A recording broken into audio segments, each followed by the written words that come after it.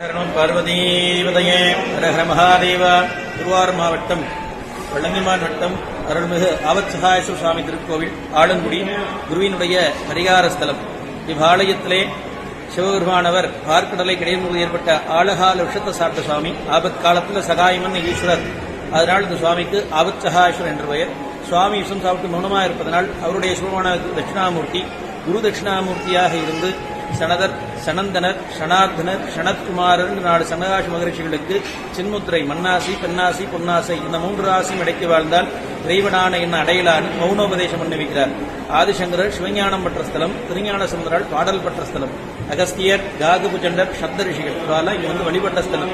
இந்த ஸ்தலத்தில் 24 தீபமேற்றி குருவினுடைய மூலமந்திரம் 24 எழுத்துக்கள்.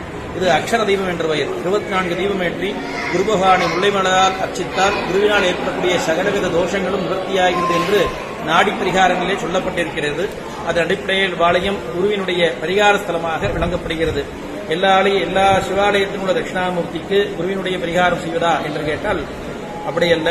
இந்த சுவாமி விசேஷமாக நாடி நூல்களிலே ஆலங்குடியில் அமர்ந்துள்ள தட்சிணாமூர்த்திக்கு பிரகஸ்பதி தோஷம் உள்ளவர்கள் வந்து விரதமிருந்து வழிபட்டால் குருவினுடைய தோஷம் நிவர்த்தியாகிறது என்று சொல்லப்பட்டிருக்கின்றது. அதன் அடிப்படையிலே நாடி நூல்களின் அடிப்படையிலே ஆலயமானது குருவினுடைய பரிகார ஸ்தலமாக விளங்கி வருகிறது.